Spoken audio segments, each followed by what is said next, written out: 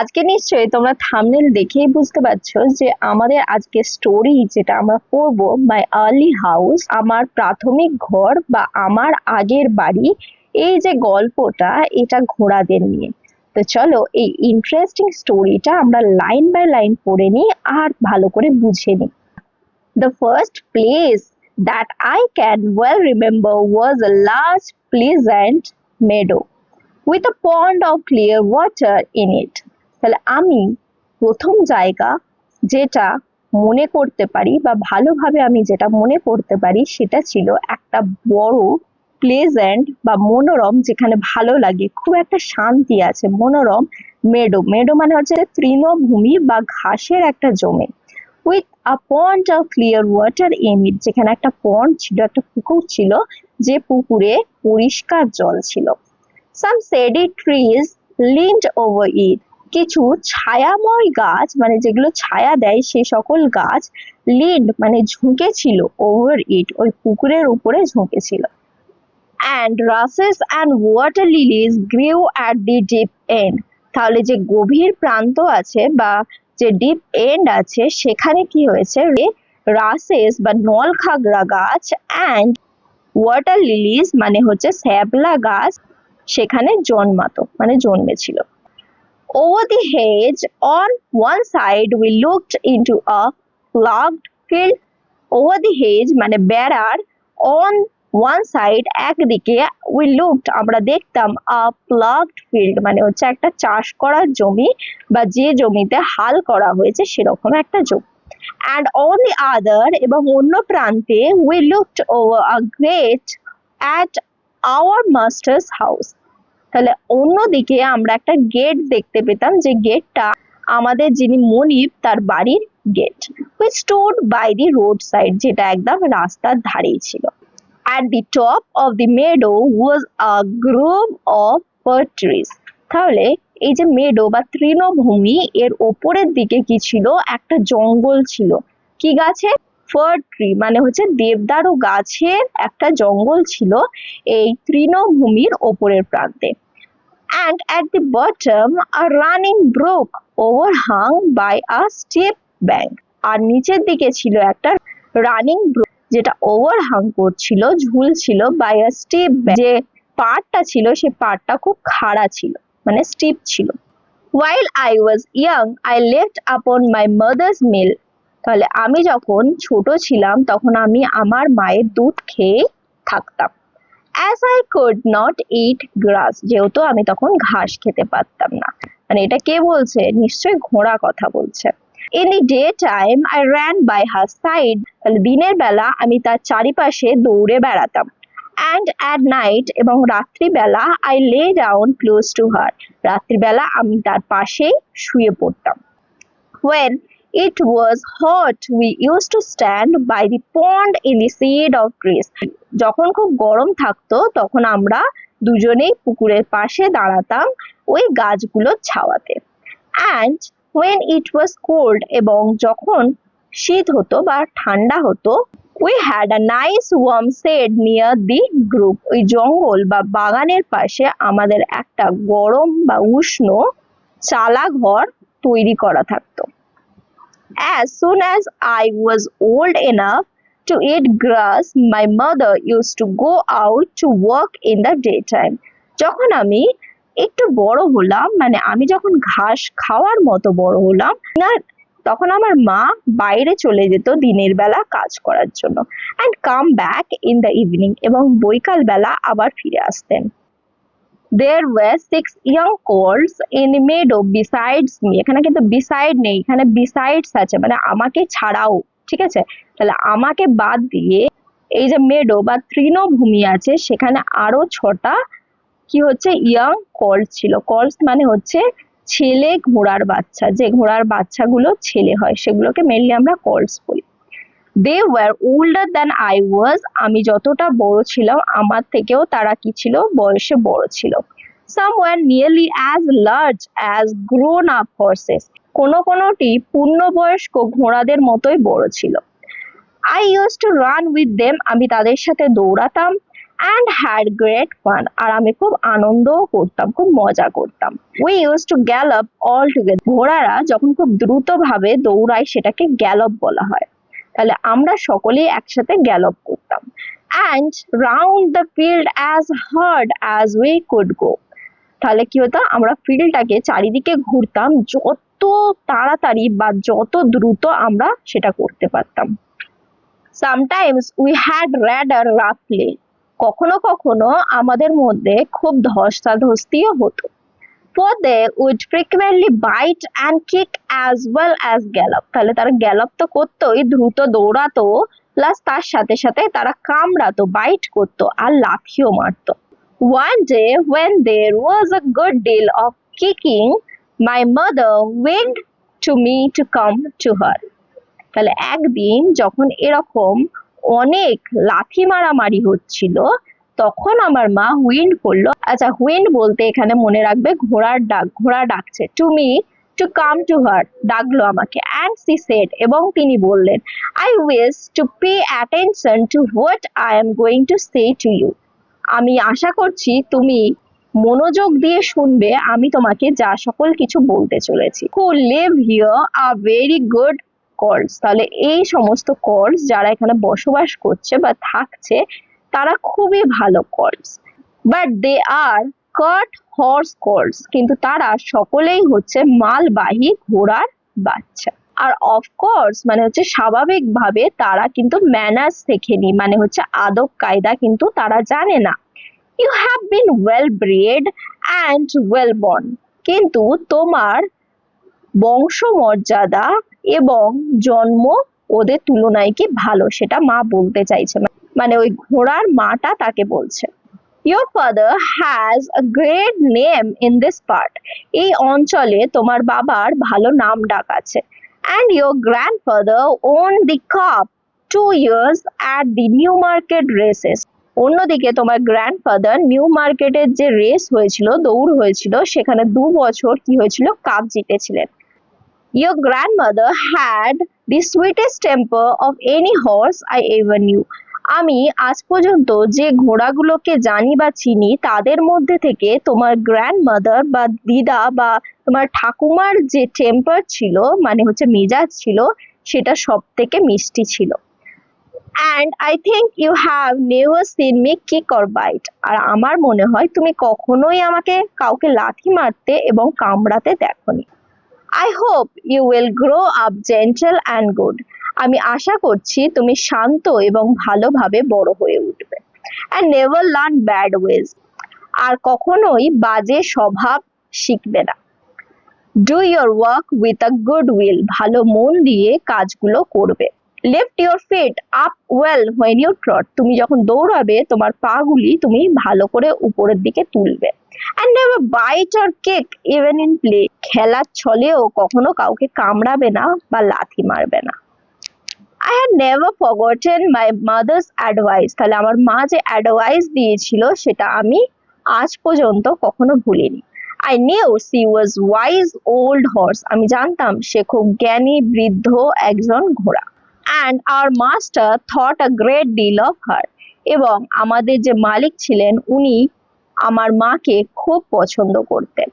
Her name was Duchess, মানে হচ্ছে আমার মা, ওনার নাম ছিল ডাচেস, বাট হি মানে হচ্ছে মালিক often called her pet.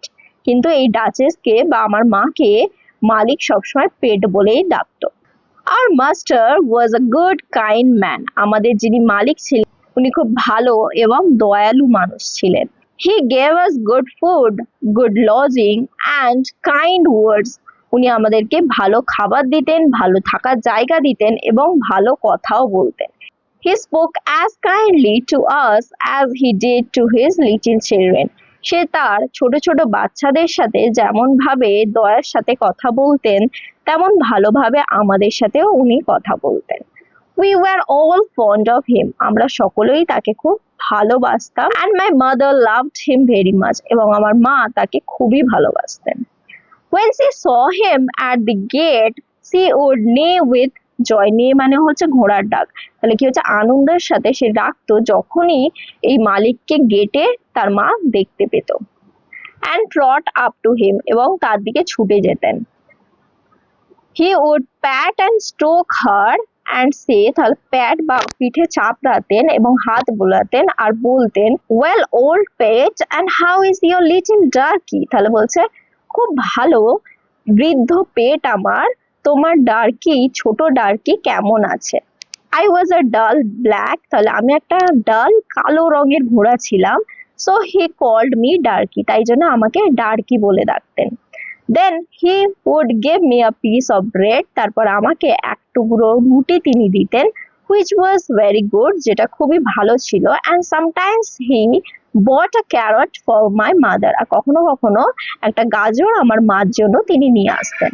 All the horses would come to him, সব ঘোড়ারাই তার কাছে আসতো, but I think we were his favorites, কিন্তু আমার মনে হয় আমরা তার কাছে সব থেকে প্রিয় ছিলাম। My mother always took him to the town on a market day in a light gig, তাহলে ছোট হালকা গাড়িতে করে যখনই বাজারের দিন হতো তখনই আমার মা এই মালিককে নিয়ে শহরে যেতেন। There was a plowboy Dick who sometimes came into our field to pluck blackberries from the hedge, তাহলে বেড়াতে যে ব্ল্যাকবেরিজ এর গাছ ছিল সেগুলো তোলার জন্য একটা চাষির ছেলে ডিক নামক ওখানে আসতো।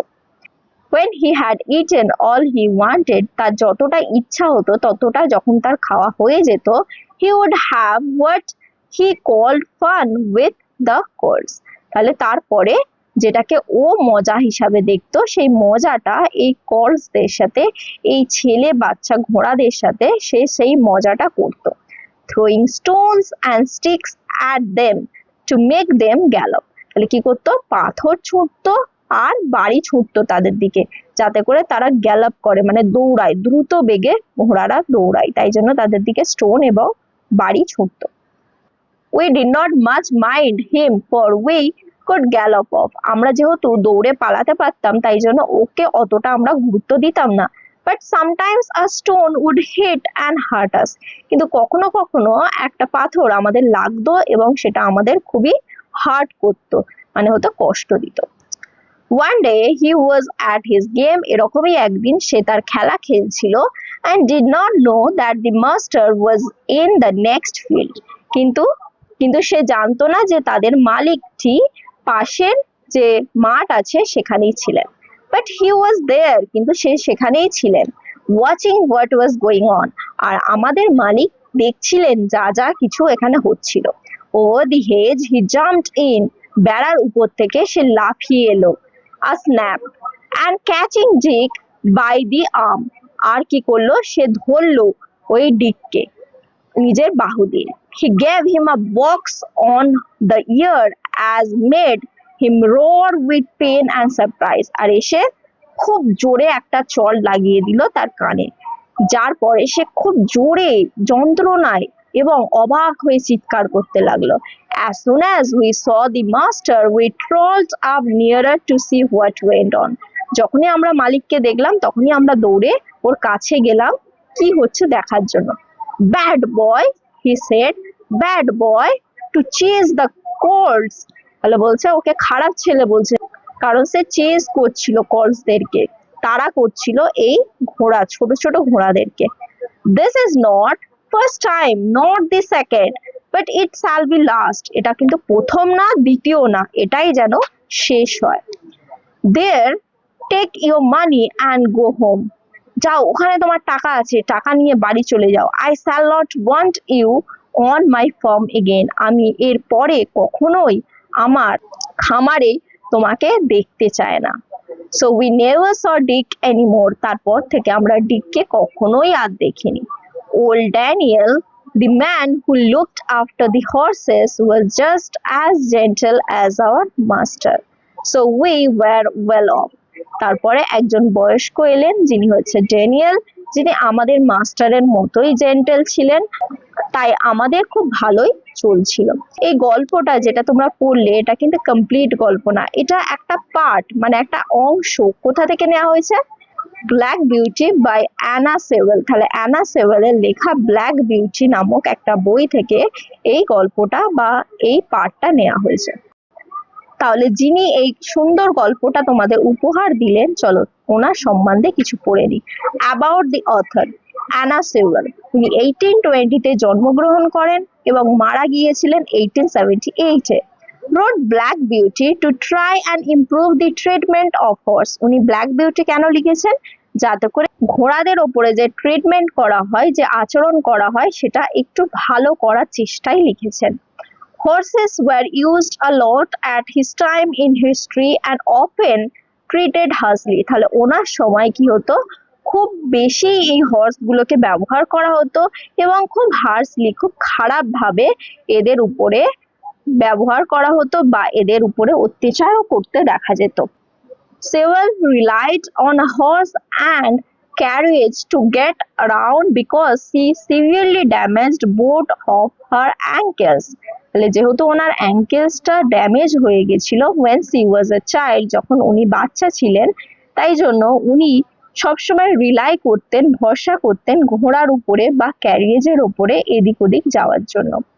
Her decision to write from the horse's viewpoint makes the reader imagine what life is like for the horse as he experiences working for different owner. তাহলে এই যে গল্প ঘোড়ার হয়ে উনি লিখেছেন, সেখান থেকে বোঝায় রিডারদেরকে একটা ভিউ পয়েন্ট দিচ্ছে, একটা ইমাজিনেশন করার একটা জায়গা দিচ্ছেন, যেখানে রিডাররা এক্সপিরিয়েন্স করতে পারবে যে যে ঘোড়ারা খাটছে বা নিজের মালিকদের জন্য খাটছে বা কাজ করছে, তাদের উপরে কি যাচ্ছে। Black Beauty is a moving story that had a big impact when it was published. তাহলে যখন এই ব্ল্যাক বিউটি নামক স্টোরিটা পাবলিশ করা হয়েছিল, তখন এটা কিন্তু বিগ ইম্প্যাক্ট ফেলেছিল, মানে খুব পপুলার হয়েছিল এই স্টোরিটা। And is still popular today, এখনো পর্যন্ত এটা খুবই পপুলার। চলো কিছু ওয়ার্ডস টু নো দেখে নিই, যে ওয়ার্ডস গুলো আমরা এই স্টোরিতে পড়েছি সেই মিনিং গুলো দেখে নেওয়া যাক। বক্স মানে হচ্ছে হিট করা, এখানে যে বক্স করেছিল কানে, মানে মেরেছিল, চড় মেরেছিল, মানে হিট করছে। ব্রুক মানে হচ্ছে আ স্মল স্ট্রিম। কল্ট মানে হচ্ছে ইয়ং মেল হর্স, যেটা বললাম একটা বাচ্চা ছেলে ঘোড়া।